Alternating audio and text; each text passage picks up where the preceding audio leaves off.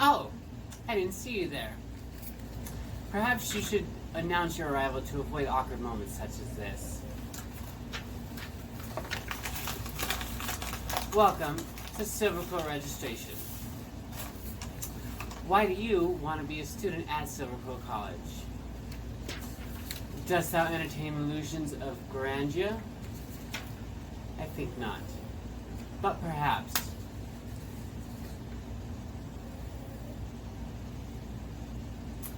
Yes, there it is. You may yet have the spark of a true poet. All it needs is the right tutelage. Wilt thou become a silver-tongued magician, one to rival the legendary Shadrix Silverquill, our illustrious founder? Oh. So you are interested in Shadrix Silverquill. Would you like to hear more of his exploits? Very well. Hey guys, it's Keyleth here. Hope our receptionist wasn't off-putting. So you're here to learn more about Shadrix Silverquill. Well, let's get to it. So, starting off, Shadrix Silverquill is a 2/5 legendary creature, Elder Dragon. He has a converted mana cost of 5, costs 3 colors, a white and a black. Shadrix has flying and double strike, and he says, at the beginning of combat on your turn, you may choose 2. Each mode must target a different player. His different modes are: target player creates a 2/1 white and black Inkling creature token with flying. Target player draws a card and loses 1 life, and target player puts a +1 counter on each creature that they control. Now, I built my Shadrix Commander deck to be very political in nature. However, feel free to change up some of the choices to suit your own needs. So first of all, let's talk about creature choices. Brina the Demagogue is a 1/3 legendary creature bird warlock and costs 1 colorless and a white and a black. She has flying. Her ability says whenever a player attacks one of your opponents, if that player has more life than another of your opponents, that attacking player draws a card, and you put 2 +1/+1 counters on a creature you control. Felicia, Fang of Silverquill, is also a legendary creature, vampire wizard. She costs 2 colors, a white and a black, has flying and mentor 1. Her ability reads, whenever a non-token creature you control dies, if it had counters on it, create X tapped 2/1 white and black Inkling creature tokens with flying, where X is the number of counters it had on it. Deathbringer Liege is a 3/4 creature horror and costs 2 colors and 3 of any combination of white and or black mana. Its abilities are: other white creatures you control get +1/+1, and other black creatures you control get +1/+1. It also reads, whenever you cast a white spell, you may tap target creature, and whenever you cast a black spell, you may destroy target creature if it's tapped. Nil's Discipline Enforcer is a 2/2 legendary creature human cleric, costs 2 colors and a white. His abilities read, at the beginning of your end step, for each player, put a +1 counter on up to 1 target creature that player controls. Each creature with 1 or more counters on it can't attack you or a planeswalker you control unless its controller pays X, where X is equal to the number of counters on that creature. Combat Calligrapher is a 3/3 creature bird cleric and costs 3 colors and a white and has flying. Inklings can't attack you or a planeswalker you control, and whenever a player attacks one of your opponents, that player creates a tapped 2/1 white and black Inkling creature token with flying that's attacking that opponent. Scholarship Sponsor is a 3/3 creature human advisor and costs 3 colorless and a white. His abilities read, whenever Scholarship Sponsor enters the battlefield, each player who controls fewer lands than the player who controls the most lands searches their library for a number of basic land cards less than or equal to the difference, puts those cards onto the battlefield tapped, then shuffles. Guardian Archon is a 5/5 creature Archon and costs 4 colorless and 2 white and has flying. Its abilities read: as Guardian Archon enters the battlefield, secretly choose an opponent and reveal the player you chose. That's the actual activation cost, mind you. You and target permanent you control each gain protection from the chosen player until end of turn. Activate only once. Now, Selfless Glyph Weaver is a double-face card.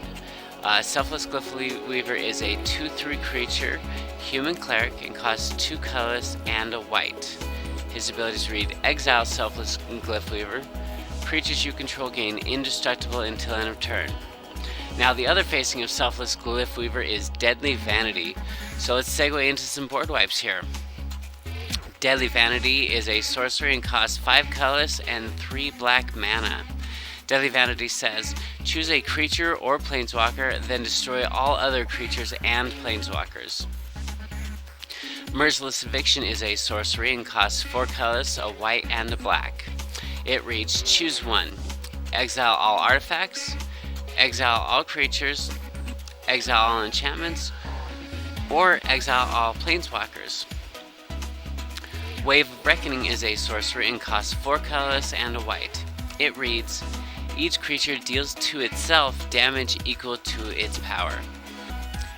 Magister of Worth is a 4/4 creature angel and costs 4 colors, a white and a black, and has flying. Its abilities read, Will of the Council. When Magister of Worth enters the battlefield, starting with you, each player votes for Grace or Condemnation. If Grace gets the most votes, each player returns each creature from their graveyard to the battlefield. If Condemnation gets more votes, or the vote is tied, to destroy all creatures other than Magister of Worth. Now we can segue into some recursion spells. Infernal Offering is a sorcery and costs 4 colors and a black. It reads, choose an opponent. You and that player, each sacrifice a creature. Each player who sacrifices a creature this way draws 2 cards. And then it has a second part that says choose an opponent. Return a creature card from your graveyard to the battlefield, then that player returns a creature card from their graveyard to the battlefield. Now, Unburial Rites is a sorcery and costs 4 colors and a black. It reads, return target creature card from your graveyard to the battlefield. It also has a flashback cost of 3 colors and a white. Debtor's Knell is an enchantment and costs 4 colors and any combination of 3 white and or black mana. It reads, at the beginning of your upkeep, put target creature card from a graveyard onto the battlefield under your control. Armistice is an enchantment and costs 2 colors and a white. It reads, pay 3 colors and 2 white, you draw a card and target opponent gains 3 life. Engineered Plague is an enchantment and costs 2 colors and a black. It reads, when Engineered Plague comes into play, choose a creature type, and all creatures of the chosen type get -1/-1. Tempting Contract is an artifact and costs 4 colors. It reads, at the beginning of your upkeep, each opponent may create a treasure token. For each opponent who does, you create a treasure token. Coveted Jewel is an artifact and costs 6 colors. It reads, when Coveted Jewel enters the battlefield, draw 3 cards. It also has tap to add 3 mana of any one color. And whenever one or more creatures an opponent controls attacks you and aren't blocked, that player draws 3 cards and gains control of Coveted Jewel. Untap it. Pennant of Prosperity is an artifact that costs 3 colorless. It reads, Pennant of Prosperity enters the battlefield under the control of an opponent of your choice. And pay 2 colors, tap it, and draw a card. Then you may put a land card from your hand onto the battlefield. Pennant of Prosperity's owner draws a card. Then that player may put a land card from their hand onto the battlefield. So, that's all the card choices that I wanted to go over with you. I'm not going to go over the rest of the cards that I put in my version of the deck, but those are just some of the more important choices in my opinion. Now, as far as how to play the deck, I personally try to pick an opponent who I think has the best chance of taking me along with them to victory. I give them Inkling tokens and let them draw cards as often as possible to help ensure victory. If there is a player that becomes a problem for the whole table, I tend to give other players in the game as much support as I can to help take care of that major threat. And then once the time is right, I turn on my friend and try to win the game. Engineered Plague is specifically designed for that. It's in the deck specifically to take out the Inklings you've given other opponents over the course of the game. Now, my personal preference for building any control deck, even this one, is to include 38 lands as well as 10 mana rocks. If you have the ability to, you should only use mana rocks that produce at least half the mana you use to cast that card. So anyways, guys, I really hope you enjoyed this video. Any suggestions you might have for the deck are welcome, not just for me, but for anyone else looking to build this commander deck.